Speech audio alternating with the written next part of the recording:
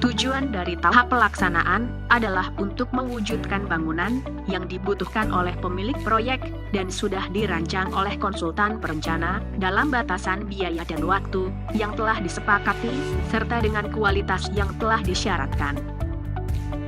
Perencanaan dan pengendalian proyek secara umum meliputi perencanaan dan pengendalian jadwal waktu pelaksanaan, perencanaan dan pengendalian organisasi lapangan, perencanaan dan pengendalian tenaga kerja, dan perencanaan dan pengendalian peralatan dan material. Sedangkan koordinasi seluruh operasi di lapangan meliputi mengkoordinasikan seluruh kegiatan pembangunan, baik untuk bangunan sementara maupun bangunan permanen, serta semua fasilitas dan perlengkapan yang terpasang. Mengkoordinasikan para subkontraktor dan penyediaan umum. Pada pekerjaan konstruksi, 4 target yang harus dicapai kontraktor, yaitu selesai dengan mutu kualitas, paling tidak sama dengan yang ditentukan dalam spesifikasi perencanaan. Selesai dengan waktu lebih kecil atau sama dengan waktu perencanaan.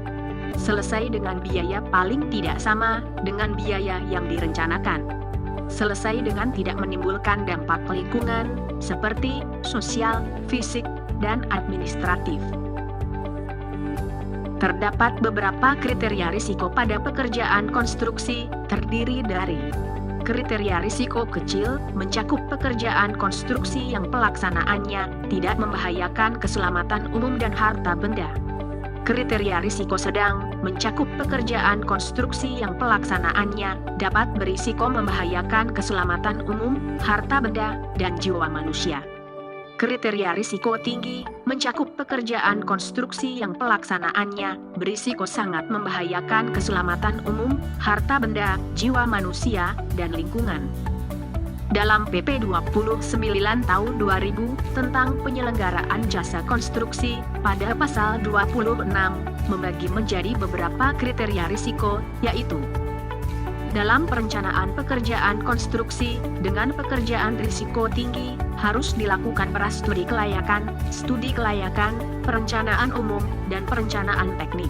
Dalam perencanaan pekerjaan konstruksi, dengan pekerjaan risiko sedang, harus dilakukan studi kelayakan, perencanaan umum, dan perencanaan teknik. Dalam perencanaan pekerjaan konstruksi, dengan pekerjaan risiko kecil, harus dilakukan perencanaan teknik. Terdapat pula perencanaan teknis konstruksi, yang merupakan tahap penyusunan rencana teknis atau desain bangunan gedung negara, termasuk yang penyusunannya dilakukan dengan menggunakan desain berulang atau dengan desain prototip. Tahapan selanjutnya setelah perencanaan adalah tahap melaksanakan apa yang direncanakan sekaligus mengawasinya. Apa saja yang perlu dilakukan pada tahap ini diatur pada pasal 28 PP 29 tahun 2000 tentang penyelenggaraan jasa konstruksi. Lingkup tahap pelaksanaan beserta pengawasan pekerjaan konstruksi meliputi pelaksanaan fisik, pengawasan, uji coba, dan penyerahan hasil akhir pekerjaan, pelaksanaan beserta pengawasan pekerjaan konstruksi, dilakukan berdasarkan hasil perencanaan teknik. Beberapa hal yang perlu mendapat perhatian dalam peraturan menteri selama masa pelaksanaan pekerjaan konstruksi adalah kegagalan bangunan, penyelesaian sengketa, larangan persekongkolan, dan sanksi.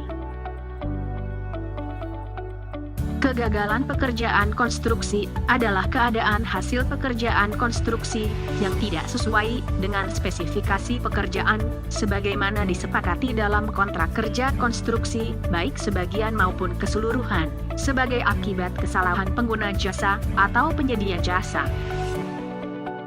Penyelesaian sengketa dalam penyelenggaraan jasa konstruksi dapat dilakukan di luar pengadilan atau di pengadilan. Penyelesaian sengketa di luar pengadilan dapat dilakukan dengan cara 1. Melalui pihak ketiga, yaitu mediasi dan konsiliasi. 2. Arbitrase melalui lembaga arbitrase atau arbitrase ad hoc. Pengguna jasa dan penyedia jasa, atau antar penyedia jasa, dilarang melakukan persekongkolan untuk mengatur dan/atau menentukan pemenang dalam pelelangan umum atau pelelangan terbatas. Baik penyedia jasa, pengguna jasa, atau asosiasi penyedia jasa dapat dikenai sanksi administratif apabila melakukan pelanggaran. Terdapat 4 macam sanksi tertulis yang dapat diberikan. 1. Sanksi administratif yang ditetapkan oleh pemerintah kepada penyedia jasa berupa peringatan tertulis, penghentian sementara sebagian atau keseluruhan pekerjaan konstruksi, pembekuan izin usaha, pencabutan izin usaha, pembekuan izin pelaksanaan pekerjaan konstruksi, pencabutan izin pelaksanaan pekerjaan konstruksi, larangan sementara penggunaan hasil pekerjaan konstruksi atau larangan melakukan pekerjaan. 2. Sanksi administratif yang ditetapkan oleh pemerintah kepada pengguna jasa berupa peringatan tertulis, penghentian sementara sebagian atau keseluruhan pekerjaan konstruksi, pembekuan izin pelaksanaan pekerjaan konstruksi, pencabutan izin pelaksanaan pekerjaan konstruksi atau larangan sementara penggunaan hasil pekerjaan konstruksi. 3. Sanksi administratif yang ditetapkan oleh lembaga kepada penyedia jasa dan asosiasi berupa peringatan tertulis atau pembatasan bidang usaha dan/atau profesi. 4. Dikenakan sanksi administratif yang ditetapkan oleh asosiasi kepada anggota berupa peringatan tertulis atau pembekuan sertifikat.